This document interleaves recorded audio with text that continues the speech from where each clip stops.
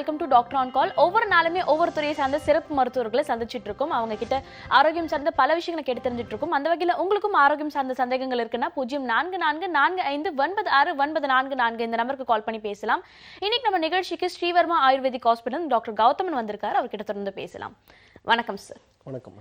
Last week நம்ம குழந்தைகளை எப்படி பேணி பராமரிக்கிறது, அவங்களுக்கான சின்ன சின்ன விஷயங்களை எப்படி ஃபாலோ பண்றதுன்னு பத்தி பேசிட்டு இருந்தோம். பொதுவா இப்ப இருக்க பெற்றோர்கள் கிட்ட இருக்க ஒரு விஷயம்னா சளி பிடிச்சிடும், இந்த மாதிரியான ஃப்ரூட்ஸ்லாம் கொடுக்க தேவையில்லை குழந்தைங்களுக்கு, இல்லை எண்ணெய் தேய்ச்சி குளிப்பாட்டினா சளி பிடிச்சிடும், இல்லைன்னா தலைக்கு குளிப்பாட்டுறதே ரொம்ப ரெஸ்ட்ரிக்ட் பண்ணிட்டு இருக்காங்க, 10 நாளைக்கு ஒரு முறை தலை குளிப்பாட்டினா போதும் குழந்தைங்களுக்குன்னு சொல்லிட்டு. இது மாதிரியான விஷயங்கள்லாம் ஃபாலோ பண்றதுனால சளி பிடிக்காதா, இல்லை ஜென்ரலா சளி பிடிக்கிறது ஒரு காமனான சினாரியோவா? இல்லை, பொதுவாக ஆரோக்கியம் அப்படின்னு வரும்போது எல்லா விதமான பழங்களையும் குழந்தைகளுக்கு நம்ம கொடுக்க ஆரம்பிக்கணும். பொதுவாக அந்த மாதிரி பழங்களை கொடுக்கும்போது அது சாப்பிட்ட பிறகு அந்த குழந்தைகளுக்கு ஒரு கிளாஸ் வெந்நீர் கொடுக்கணும். நல்ல சூடாக ஒரு கிளாஸ் வெந்நீர் கொடுத்துட்டோன்னா அவங்க ஐஸ்கிரீம் சாப்பிட்டா கூட உடனே அவங்களுக்கு சளி பிடிக்காமல் இருக்கிறத நம்ம பார்க்க முடியும். பொதுவாக நம்மளுடைய ஆயுர்வேத மருத்துவத்தை பொறுத்தவரையிலும் பார்த்திங்கன்னா எந்த பொருள் உடம்புக்கு ஒத்துக்காத பொருள் அப்படிங்கிற ஒரு கான்செப்டே கிடையாது. எந்த பொருளாக இருந்தாலும் நம்ம எடுத்துக்கலாம். எடுத்த பிறகு கொஞ்சம் வெந்நீர் சாப்பிட்டோம்னா வாயில் இருக்கக்கூடிய அந்த அமிலத்தன்மை குறைந்து ஆல்கலானிட்டி மெல்டைன் ஆக ஆரம்பிக்கும். அப்போ எந்த பாக்டீரியாவும் அதில் வளராது. அப்போ நமக்கு எந்த விதமான இன்ஃபெக்ஷன் பற்றியும் நம்ம கவலைப்பட தேவையில்லை. அதே போல் நிறைய பேர் பார்த்திங்கன்னா எண்ணெய் தேய்ச்சி குளித்தா ப்ரைமரி காம்ப்ளெக்ஸ் வந்துடும், ஆஸ்துமா வந்துடும் அப்படின்னு சொல்லி ஒரு தவறான கருத்து இருக்குது. நம்மளுடைய பாட்டிகள் தாத்தாக்கள்லேருந்து எல்லாரும் பார்த்திங்கன்னா எண்ணெய் தேய்ச்சி குளிச்சுட்டு தான் இருந்தாங்க. யாருக்காவது ஆஸ்துமா இருந்ததா, அட்லீஸ்ட் அவங்க எல்லாருக்கும் தலையில் 80-90 வயசு ஆனாலும் முடி கருப்பாக இருக்குது, முடி இருக்கிறத நம்ம பார்க்க முடியுது. இன்றைக்கி எல்லாரும் 40 வயசுலேயே தலைமுடி இல்லாமல் இருக்கும். ஸோ எண்ணெய் தேய்த்து குளிக்கும்போது நம்ம குழந்தைகள் பொறுத்தவரையிலும் பார்த்து கொள்ள வேண்டிய ஒரு முக்கியமான விஷயம், தேய்த்து குளித்த பிறகு உடனே துண்டு வைத்து தலை ஈரம் இல்லாமல் நன்றாக துவட்டி வைக்கணும். இந்த மாதிரி சின்ன சின்ன ப்ரிகாஷன்ஸை நம்ம ஃபாலோ பண்ணோன்னா பழங்கள் சாப்பிட்டாலோ அல்லது எண்ணெய் தேய்த்து குளித்தாலோ குழந்தைகளுக்கு உடல் பாதிப்பு வருங்கிற மூட நம்பிக்கை நிச்சயமாக பொய்யானது. அதில் உண்மை கிடையவே கிடையாது. ஓகே, நிச்சயமாக ஆரோக்கியமான எல்லா விதமான பழங்களையும் கொடுத்து குழந்தைங்களை பழக்கிறது நல்ல விஷயமா இருக்கும் டாக்டர் சொல்லியிருக்காரு. On this note first caller கிட்ட பேசலாம். Good morning, doctor on call. Okay, முதல் நேர் லைனில் இல்லைன்னு நினைக்கிறேன். டாக்டர், இது மாதிரி குழந்தைகளை பேணி பராமரிக்கிற சின்ன சின்ன விஷயங்களை வந்துட்டு இன்னொரு விஷயம், குழந்தைகள் வந்துட்டு அதிகமாக சாப்பிட்றது கிடையாது அப்படின்றதுக்காக ஜங்க் ஃபுட்ஸ் கொடுக்க ஆரம்பிச்சிட்டாங்க. சரி, அவங்களுக்கு ஜங்க் ஃபுட் தான் பிடிச்சிருக்கு, ஏதாவது ஒன்று சாப்பிட்டு வயிறு நிறையட்டுமே அப்படின்றதுக்காக ஜங்க் ஃபுட்ஸ் கொடுக்குறாங்க. அதை தவிர்க்கிறதுக்கு வேறு என்னென்ன வழிமுறைகள் ஃபாலோ பண்ணலாம்? பொதுவாக இன்றைக்கு பெரும்பாலும் குழந்தைகள் சாப்பிடக்கூடிய உணவுன்னு நம்ம பார்க்கும்போது ரசம் சாதம், இல்லை தயிர் சாதம், உருளைக்கிழங்கு, இது 3 தவிர பெரும்பாலும் எந்த தாய்மார்களும் குழந்தைகளுக்கு கொடுக்கறது இல்லைன்னு தான் சொல்லணும். ஆனால் அது மிக தவறான ஒரு விஷயம். பொதுவாக பார்த்திங்கன்னா நம்மளோட சுவைக்கு சமைக்கிறத விட குழந்தைகளுக்கு ஏற்றாற்போல் நம்மளுடைய சமையலை மாற்ற வேண்டிய ஒரு சூழலில் இன்றைக்கி இருக்கும். ஏன்னா ஹோட்டலில் போய் குழந்தைகளுக்கு நம்ம தான் உணவுகள் வாங்கி தரோம். டிவியில் விதவிதமான உணவுகளை பற்றி அவங்க பார்க்குறாங்க. அப்படி இருக்கும்போது நம்ம செய்யக்கூடிய அதே பொரியல், அதே மசியல், அதே துவையலை குழந்தைகளுக்கு கொடுத்துட்ருக்கணுமா அப்படின்னு கேட்டிங்கன்னா குழந்தைகளுக்கு நிச்சயமாக சலிப்பு ஏற்படத்தான் செய்யும்.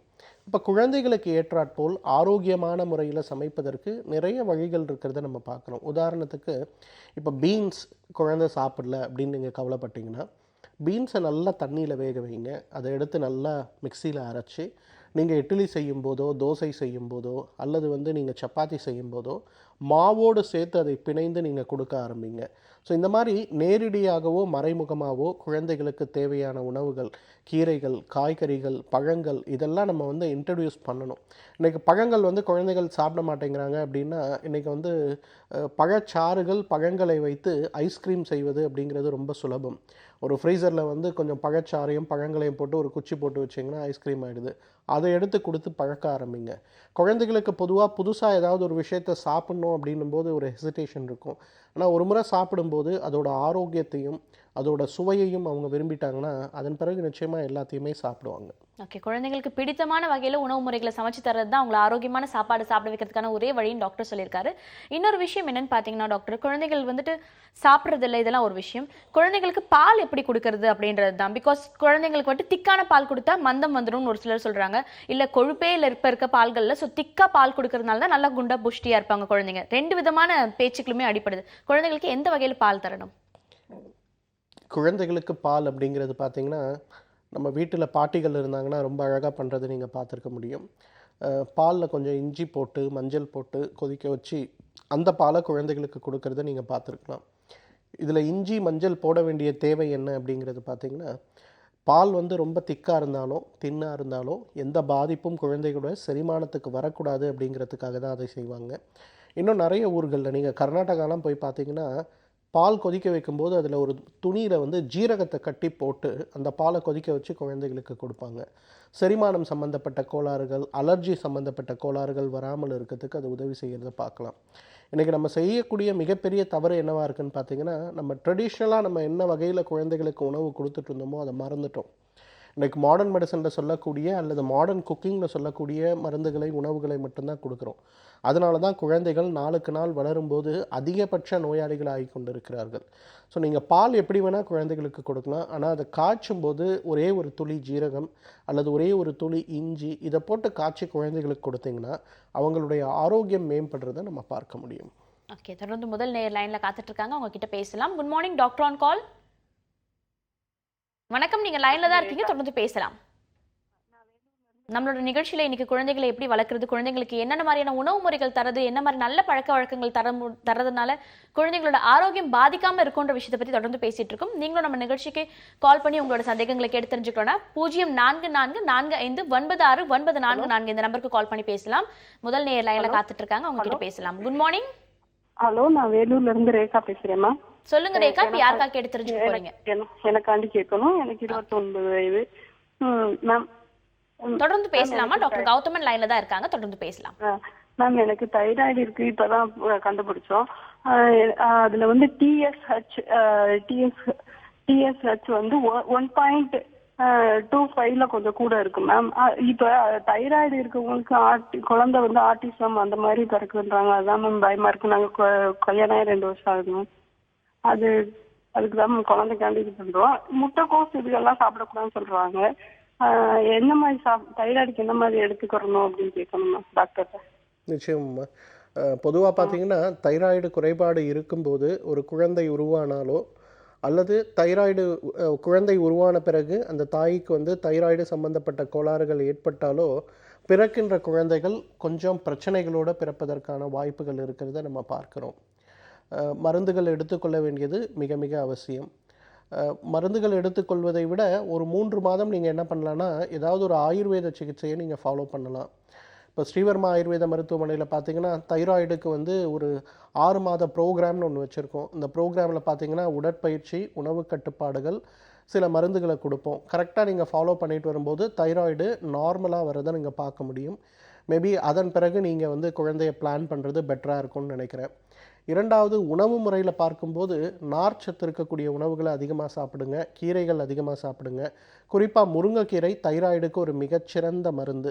அந்த முருங்கைக்கீரையை வாரத்தில் ஒரு 3 நாள் உணவில் சேர்த்து உங்களால் சாப்பிட முடியும்னா தைராய்டு நோய் ரொம்ப வேகமாக கட்டுக்குள் வருவதை பார்க்க முடியும். உடற்பயிற்சிகள் ரொம்ப ரொம்ப முக்கியமாக ஒரு நாளைக்கு குறைந்தது 25 தோப்பு கண்ணமாவது போட ஆரம்பிங்க. இதெல்லாம் செஞ்சுட்டு வந்தீங்கன்னா தைராய்டு கண்ட்ரோலுக்கு வர்றதை பார்க்க முடியும். தைராய்டு வச்சுட்டு நீங்கள் குழந்தைக்கு பிளான் பண்ணாதீங்க. அதை குணப்படுத்துறதுக்கு நிறைய வழிகள் இருக்குது. ஷார்ட் டைம்லேயே குணப்படுத்த முடியும். முதல்ல ட்ரீட்மெண்ட் எடுத்து குணப்படுத்திட்டு அதன் பிறகு குழந்தைக்கு முயற்சி செய்யுங்க. நன்றிமா கால் பண்ணதுக்கு. அடுத்த நேர்கிட்ட பேசலாம். Good morning doctor on call. Hello, good morning, நீங்க லைன்ல தான் இருக்கீங்க, தொடர்ந்து பேசலாம். ஹலோ, நம்மளோட நிகழ்ச்சிக்கு நீங்கள் கால் பண்ணா 0444459694 இந்த நம்பருக்கு கால் பண்ணி பேசலாம்னு சொன்னால் நீங்கள் கால் பண்ணி லைனில் ஒரு 2 நிமிஷம் வெயிட் பண்ண பிறகு தான் லைன் கனெக்ட் ஆகும். நீங்கள் தொடர்ந்து கண்டினியூஸாக உங்களோட டவுட்ஸ் என்னன்னு கேட்டு தெரிஞ்சுக்கலாம். அடுத்த நேர் லைனில் தான் காத்துட்டு இருக்காங்க, அவங்க கிட்டேயும் பேசலாம். Good morning. ஹலோ, வணக்கம், சொல்லுங்கம்மா, உங்க பேர் என்ன, எங்கேருந்து கால் பண்றீங்க? நான் கோமதி, என் பேரு கோமதி. இப்போ யாருக்கா கேட்டு தெரிஞ்சுக்க போறீங்க? எங்க பாப்பாக்கு 12 வயசு ஆகுது. ஓகேம்மா, உங்களுக்கு என்ன குறைபாடுன்றது நீங்க தொடர்ந்து ஷேர் பண்ணிக்கலாம். டாக்டர் கௌதமன் லைன்ல தான் இருக்காங்க. இருக்கு, நிறைய வைத்தியம் பார்த்துட்டோம், கேட்கல. வெயிட் ஏறிட்டே இருக்கு. வெயிட் அதிகமாயிட்டே இருக்கு. ஆமாங்க சார். தைராய்டு இல்ல. என்ன உடற்பயிற்சிகள் செய்கிறாங்கம்மா? என்ன வகையான உணவுகள் நீங்கள் கொடுக்குறீங்க? சாதாரணமாக சாப்பிட்றதான் சாப்பிட்றா. சாதம், இட்லி இந்த மாதிரி தான் சாப்பிட்றா. அந்த மாதிரி சாப்பிட்டுட்டு இருந்தால் உடம்பு எடை ஏறாமல் என்னம்மா பண்ணும்? பொதுவாக உடம்பு எடை குறைக்கணும்னு நீங்கள் முயற்சி செய்யணும்னா முதல்ல அரிசி சம்மந்தப்பட்ட உணவுகளை நம்மளுடைய உணவுலேருந்து குறைக்கணும். சரிங்க சார். காலையில் நீங்கள் 4 இட்லி கொடுக்குறீங்கன்னா அது 2 லட்டுக்கு சமமான சர்க்கரை அதில் இருக்குது. அப்போ 2 லட்டுக்கு சமமான சர்க்கரை அதில் இருக்குது அப்படின்னா அப்போ என்ன ஆகும்? டெய்லி 2 லட்டு சாப்பிட்ற குழந்தைகள் உடல் எடை அதிகரிக்குமா அதிகரிக்காதா? நீங்களே யோசிச்சு பாருங்க. ம். அப்போ நீங்கள் செய்ய வேண்டியது முதல்ல அரிசி சம்மந்தப்பட்ட உணவுகளை குறைங்க. காலையில் வந்து கோதுமை தோசை, கம்பு தோசை இந்த மாதிரி கொடுங்க. மதிய உணவாக அரிசி சோறு குறைந்த அளவு 50 கிராம் அளவுக்கு அரிசி இருக்கட்டும். அது கூட நிறைய காய்கறிகள், கீரைகளை கொடுங்க. மாலை நேரங்களில் நிச்சயமாக சப்பாத்தியோ அல்லது கோதுமை ரவையில் செய்யக்கூடிய உப்புமாவோ கொண்டு வாங்க. இதை ஒரு 6 மாதம் ஃபாலோ பண்ணுங்கள். நிச்சயமாக உடல் எடை குறையிறத பார்க்க முடியும். உங்களுக்கு எப்போ நேரம் இருக்குமோ ஒரு முறை ஸ்ரீவர்மா ஆயுர்வேத மருத்துவமனை குழந்தையை கூட்டிகிட்டு வாங்க. நான் சில உடற்பயிற்சிகள்லாம் சொல்லித்தர சொல்கிறேன். உணவு கட்டுப்பாடுகள், உடற்பயிற்சிகள் இந்த 2 விஷயத்தை கரெக்டாக நம்ம மேனேஜ் பண்ணோம்னா நிச்சயமாக உடல் எடை குறையிறத நம்ம பார்க்க முடியும். அரிசி தான் நம்மளுடைய உடல் எடை ஏறுவதற்கு முக்கியமான காரணம். அதனால் அரிசி உணவுகளை, இனிப்பு சம்பந்தப்பட்ட உணவுகளை குறைக்க முடியுமான்னு முயற்சி செஞ்சு பாருங்கள். நன்றிம்மா கால் பண்ணதுக்கு. உணவு கட்டுப்பாடு நிச்சயம் அவசியம் டாக்டர் சொல்லியிருக்காங்க. தொடர்ந்து அடுத்த நேர்கிட்டையும் பேசலாம். Good morning doctor on call. Hello hello, வணக்கம், சொல்லுங்க உங்க பேர் என்ன, எங்க இருந்து கால் பண்றீங்க? நான் திருநெல்வேலியில இருந்து கால் பண்ணேன்.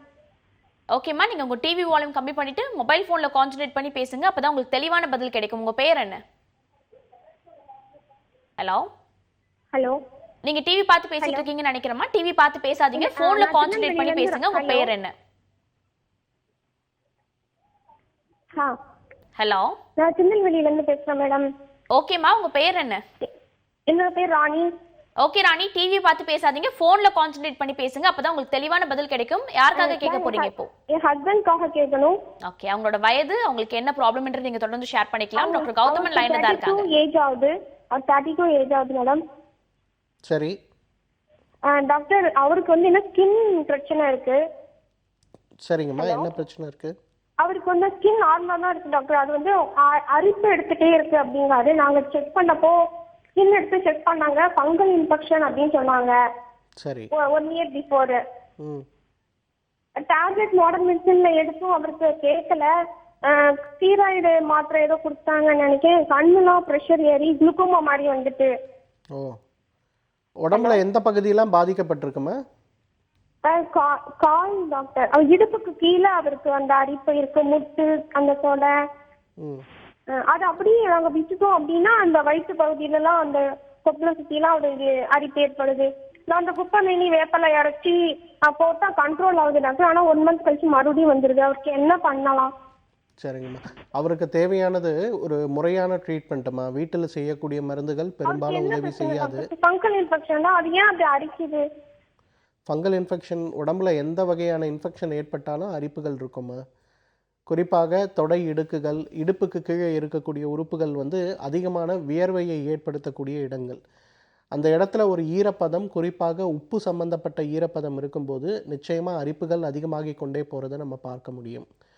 ஸோ இதுக்கு வந்து நல்ல தீர்வு அப்படின்னு பார்க்கும்போது ஸ்ரீவர்மா ஆயுர்வேத மருத்துவமனையில் சர்ம தேஜஸ் கேப்சூல்னு ஒரு மாத்திரை இருக்குது. இந்த மாத்திரை காலை, மதியம், இரவு 3 வேளை உணவுக்கு முன்பு நீங்கள் சாப்பிட்லாம். அதே போல் சர்ம தேஜஸ் தைலம்னு சொல்லக்கூடிய ஒரு எண்ணெய் இருக்குது. அந்த எண்ணெயை அரிப்பு இருக்கக்கூடிய இடங்கள்லாம் இரவு படுக்கும்போது தடவி காலை எழுந்து வெந்நீரில் குளிக்கணும். உடம்போட இம்யூனிட்டி அப்படிங்கிறதும் இந்த ஃபங்கல் இன்ஃபெக்ஷனுக்கு ரொம்ப முக்கியமான ஒரு காரணம். உடம்புடைய நோய் எதிர்ப்பு சக்தியை அதிகப்படுத்தக்கூடிய விஷயங்களை நம்ம செய்ய ஆரம்பித்தோன்னா ரொம்ப வேகமாக இந்த பிரச்சனை குணமடைகிறத நம்ம பார்க்க முடியும். ஸோ நீங்கள் முடிஞ்சால் ஸ்ரீவர்மா ஆயுர்வேத ஹாஸ்பிட்டலுக்கு ஒரு முறை வாங்க. அப்படி இல்லைனா மருத்துவமனையுடைய நம்பருக்கு கால் பண்ணிவிட்டு சர்ம தேஜஸ் தைலம் மற்றும் சர்ம தேஜஸ் கேப்சூல்ஸை நீங்கள் ஆர்டர் பண்ணி அதை ஒரு 3 மாதம் தொடர்ந்து சாப்பிடுங்க. இந்த ஃபங்கல் இன்ஃபெக்ஷன் நன்றாகவே குறைந்து மறைந்து போகிறத நம்ம பார்க்க முடியும். தொடர்ந்து பேசலாம். டாக்டர், இன்னொரு விஷயம், குழந்தைங்களுக்கு லைட்டாக சளி பிடிச்சோன்னா டாக்டர் கிட்ட போய் காட்டுவாங்க. டாக்டர் ஒரு சிரப் கொடுப்பாரு.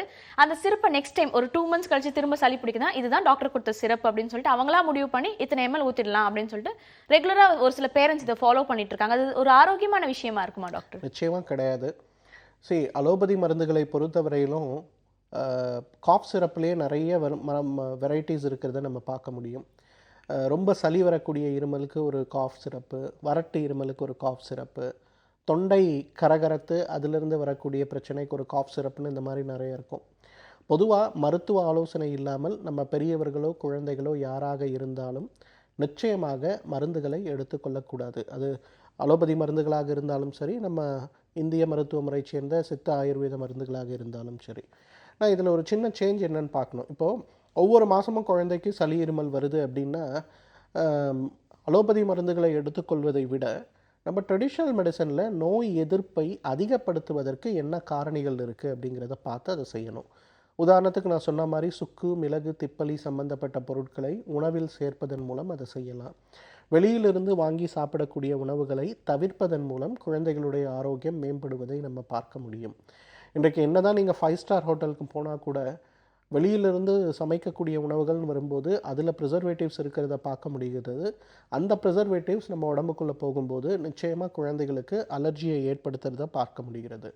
பாலில் இஞ்சி கலந்து கொடுக்கறது, குழந்தைகளுடைய உணவில் கொஞ்சம் மிளகு செஞ்சு கொடுக்கறது, அவங்க கேட்கக்கூடிய வறுவல், எண்ணெயில் பொரித்த உணவுகள்லாம் வீட்டிலேயே செஞ்சு கொடுக்கறது, சாப்பிட்ட பிறகு நிச்சயமாக வெந்நீர் குடிக்கக்கூடிய ஒரு பழக்கம், சாப்பிடுவதற்கு முன்பு கை கால்கள் கழுவக்கூடிய ஒரு வழக்கம், அதே போல் வெந்நீர் வைத்து வாய் கொப்பளிக்கக்கூடிய வழக்கம், இதெல்லாம் செய்ய ஆரம்பித்தோம்னா ஏன் குழந்தைங்க சிக்காக போகிறாங்க? குழந்தைங்களுக்கு அந்த மாதிரி பிரச்சனையே வராது.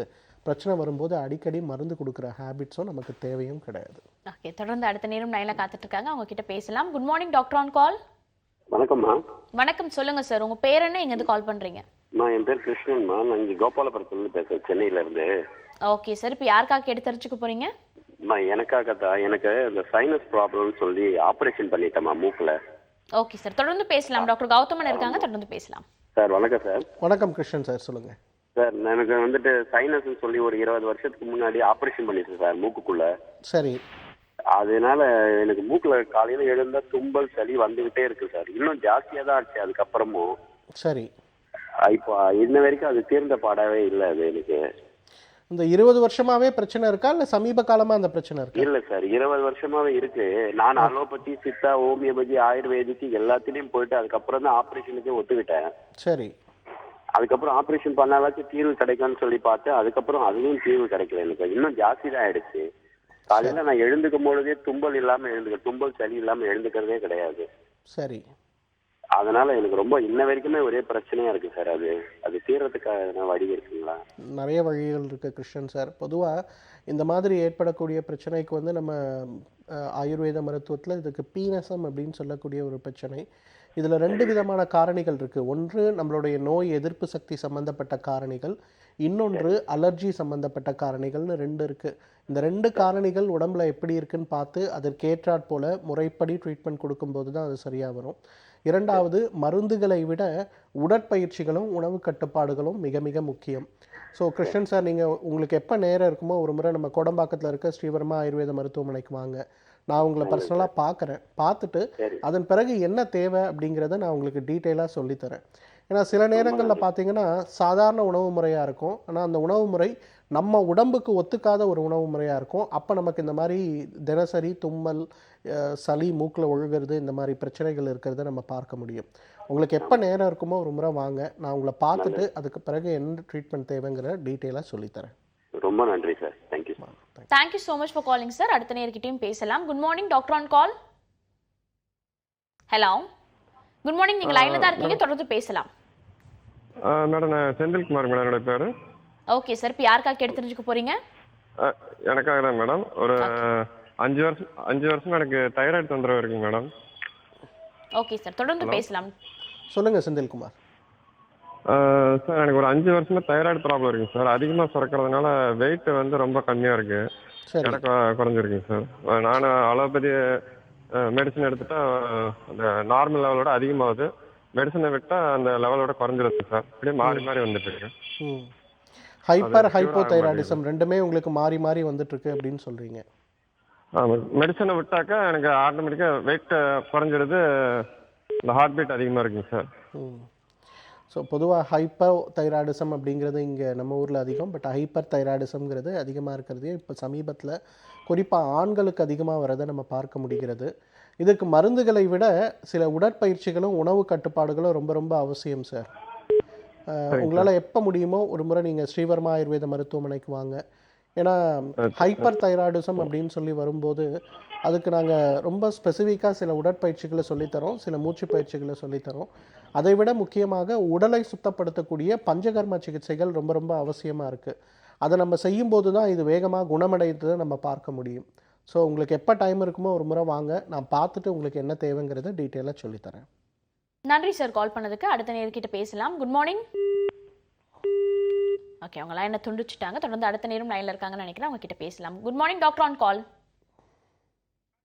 ஓகே, அவங்க லைனை துண்டிச்சுட்டு இருக்காங்க. டாக்டர், இந்த குழந்தைகள் வளர்ப்பு, குழந்தைங்களை ரெகுலராக ஃபாலோ பண்ணுறது மாதிரியான விஷயங்கள்லாம் இருக்கும்போது குழந்தைங்களுக்கு அலர்ஜி வருதுன்னா, ஸ்கின் டிசீஸ் அதிகமாக வருது, குழந்தைங்களை வெளியில் விளையாட விட மாட்டோம், நாங்கள் மண்ணில் விளையாடினா அலர்ஜி வருதுன்னு, வெயில் பட்டாலே அலர்ஜி வருதுன்னு பல பேரண்ட்ஸ் ரொம்ப ரெஸ்ட்ரிக்ட் பண்ணுறாங்க. இது மாதிரி அலர்ஜி வரக்கூடிய குழந்தைகள் வெளியில் விளையாடவே முடியாதா? அப்படி இல்லைம்மா, இது மிக தவறான ஒரு கருத்து. நம்ம இந்தியாவில் இருக்க பீடியாட்ரிஷியன்ஸ் எல்லாருமே பார்த்தீங்கன்னா இந்த மாதிரி ஒரு கருத்துக்களை பெற்றோர்கள் மேல் திணிக்கிறார்கள் அப்படின்னு பார்க்க முடிகிறது. இன்றைக்கு அமெரிக்காலையும் யூரோப்லேயும் என்ன சொல்கிறாங்கன்னா, குழந்தைகளை தினசரி 1 மணி நேரமாவது நீங்கள் மணலில் விளையாட விடணும் அப்படின்னு சொல்கிறாங்க. காரணம் என்னன்னு கேட்கும்போது, அந்த மாதிரி விளையாடும்போது தான் அங்கே இருக்கக்கூடிய பாக்டீரியாக்கள் குழந்தைகளுடைய உடம்பில் படும்போது தான் உடம்பில் இருக்கக்கூடிய நோய் எதிர்ப்பு சக்திகள் நன்றாக வளருகிறது. நீங்கள் குழந்தைகளை கம்ப்ளீட்டாக ஒரு ஆன்டிபயோட்டிக் ஏரியான்னு சொல்கிற மாதிரி சுத்தமாக இருக்கக்கூடிய இடத்துல குழந்தைகளை வச்சு நீங்கள் வளர்க்க ஆரம்பிக்கும்போது, அவங்க வெளியில் போகும்போது அந்த பாக்டீரியாஸ் உடம்பை அஃபெக்ட் பண்ணுது. அப்போ ஒவ்வொரு டைமும் தேவையில்லாமல் அதிகப்படியான ஆன்டிபயோட்டிக்ஸ் கொடுக்க வேண்டிய வருது. 15 வயது அந்த குழந்தைகளுக்கு ஆகும்போது ஆல்மோஸ்ட் இருக்கிற எல்லா ஆன்டிபயோட்டிக்ஸ்க்கும் அவங்க ரெசிஸ்டண்ட் ஆயிடுறாங்க. அப்புறம் வரக்கூடிய பிரச்சனைகளை குணப்படுத்தவே முடியறதில்லை அப்படிங்கிறாங்க. அதனால் இன்றைக்கி நெதர்லாண்ட்ஸில் இருக்கக்கூடிய ஒரு பள்ளிக்கூடத்தில் பார்த்திங்கன்னா, தினசரி அந்த குழந்தைகளை குறைந்தது 7 வயதுக்கு உட்பட்ட குழந்தைகளை தினசரி 1 மணி நேரமாவது மணலில் ஆட வைக்கிறாங்க. ஆனால் மணலில் ஆட வைக்கிறது அப்படின்னும்போது அதன் பிறகு அந்த குழந்தைகளை முழுமையாக சுத்தமான தண்ணீர் விட்டு அவங்க குளிக்கக்கூடிய, அவங்க உடம்பலை சுத்தப்படுத்திக்கக்கூடிய வழிமுறைகளையும் சேர்த்து அந்த குழந்தைகளுக்கு சொல்லித்தராங்க. அப்போ என்ன ஆகுதுன்னா, அந்த குழந்தைகள் ஒரு 1 இயர் அந்த மாதிரி ஒரு ப்ராக்டிஸ் இருக்கும்போது அதன் பிறகு பார்த்திங்கன்னா அடிக்கடி வரக்கூடிய எந்த ஒரு வகையான இன்ஃபெக்ஷனும் அந்த குழந்தைகளுக்கு வர்றது கிடையாது. ஸோ குழந்தைகள் மண்ணில் ஆடக்கூடாது, வெளியில் ஆடக்கூடாது அப்படின்னு சொல்லக்கூடியது மிக மிக தவறான ஒரு விஷயம். குழந்தைகளை பொறுத்தவரையிலும் இந்த மாதிரி எக்ஸ்டர்னலாக ஆடும்போது இனிஷியலாக அலர்ஜி சம்மந்தப்பட்ட பிரச்சனைகள் வருவதற்கு வாய்ப்பு இருக்குது. ஆனால் ஒரு முறை உடலில் இருக்கக்கூடிய நோய் எதிர்ப்பு சக்தி சம்மந்தப்பட்ட ஃபேக்டர்ஸ் ட்ரிகர் ஆகும்போது அந்த குழந்தைகள் அந்த மாதிரி பிரச்சனை அவங்களுடைய ஆயுட்காலம் முழுவதும் வராமல் இருக்கிறத நம்ம பார்க்க முடியும். ஓகே, உண்மையிலேயே ஒரு ஹெல்தியான விஷயத்தை தான் டாக்டர் ஷேர் பண்ணியிருக்காரு. நிறைய குழந்தைகள் மண்ணில் விளையாடணும்னு ஆசைப்படுவாங்க, ஆனால் பேரண்ட்ஸ் விட மாட்டாங்க. ப்ளீஸ் பேரண்ட்ஸ் அவங்க விளையாட விடுங்கன்னு தான் டாக்டர் மென்ஷன் பண்ணியிருக்காரு. தொடர்ந்து அடுத்த நேர்கிட்ட பேசலாம். Good morning doctor, on call. Hello, நீங்க லைன்ல தான் இருக்கீங்க, தொடர்ந்து பேசலாம். சொல்லுங்க, உங்க பேர் என்ன, எங்க இருந்து கால் பண்றீங்க? கோயம்புத்தூர்ல இருந்து காயத்ரி பேசுறேங்க. ஓகே காயத்ரி, இப்போ யாருக்காக கேட்டு தெரிஞ்சுக்க போறீங்க? காயத்ரி, நீங்க டிவி பார்த்து பேசிட்டு இருக்கீங்கன்னு நினைக்கிறேன். டிவி பார்த்து பேசாதீங்க, போன்ல கான்சென்ட்ரேட் பண்ணி பேசுங்க காயத்ரி, அப்பதான் உங்களுக்கு தெளிவான பதில் கிடைக்கும். இளநரை. ஓகே, தொடர்ந்து பேசலாம். உங்களோட பாதிப்பு என்னன்னு ஷேர் பண்ணிக்கலாம். இளநரை சம்பந்தப்பட்ட விஷயமா பேசிருக்கீங்க. சொல்லுங்கம்மா, என்னாச்சு? 10th படிக்கிறாங்க எங்க ஸ்கூல் பொண்ணு. அந்த பொண்ணுக்கு இளநரை அதிகமா இருக்கு. சரி, ட்ரீட்மெண்ட் என்ன பண்ணலாம் அப்படின்னு கேக்குறேன். டெய்லி ஹேர் டை எல்லாம் எதுவும் யூஸ் பண்ணாம. அவங்க டிவி பார்த்து பேசிட்டு இருக்காங்க. ஹேர் டை எதுவுமே யூஸ் பண்ணாம இளநரையை எப்படி தடுக்கிறதுன்னு கேக்குறாங்க. நிச்சயமா இளநரைக்கு மிகப்பெரிய மருந்து என்னன்னு கேட்டிங்கன்னா நெல்லிக்காய்மா. நெல்லிக்காயை விட இளநரையை குணப்படுத்துறதுக்கான சிறந்த மருந்துகளே இல்லைன்னு சொல்லணும். ஒரு நெல்லிக்காய் எடுத்து ஒரு 100 மில்லி தண்ணீரில் போட்டு ஒரு சாறு எடுத்து ஜூஸ் எடுத்து தினசரி குழந்தைக்கு அதை சாப்பிட கொடுங்க. அது இளநரையை அரெஸ்ட் பண்ணும். அதே போல் நரைத்திருக்கக்கூடிய முடிகள் கூட மீண்டும் கருமையாகிறத நம்ம பார்க்க முடியும். ஆனால் இது ஒரு நாள் ஒரு மாதத்தில் நடக்கிற விஷயம் கிடையாது. குறைந்தது ஒரு வருடமாவது நீங்கள் இதை முயற்சி செய்யணும். இரண்டாவது, ஸ்ரீவர்மா ஆயுர்வேத மருத்துவமனையில் கேஷ்யா அமிர்த் தைலம் அப்படின்னு சொல்லக்கூடிய ஒரு எண்ணெய் இருக்குது. கேஷ்யா அமிர்த தைலம் அப்படின்னு பேர் அதற்கு. தலைமுடிக்கு நல்ல ஆரோக்கியத்தையும் நிறத்தையும் கொடுக்கக்கூடிய ஒரு அருமையான மருந்து. இதை தலைக்கு தொடர்ந்து உபயோகப்படுத்திட்டு வந்தீங்கன்னா நிச்சயமாக இளநரை மாறுறதை நம்ம பார்க்க முடியும். நன்றிம்மா கால் பண்ணதுக்கு. டாக்டர், இந்த 1/2 மணி நேரம் ஃபுல்லாக குழந்தை வளர்ப்பு பற்றி நிறைய விஷயங்கள் ஷேர் பண்ணிக்கிட்டீங்க. சின்ன சின்ன விஷயங்கள், அவங்க சாப்பிட்ற விஷயம், விளையாடுற விஷயம்லேருந்து பல விஷயங்கள் பார்த்துட்டு இருக்க பெற்றோர்களுக்கு ரொம்பவே உபயோகரமாக இருந்திருக்கும். Thank you so much for coming doctor. Thank you.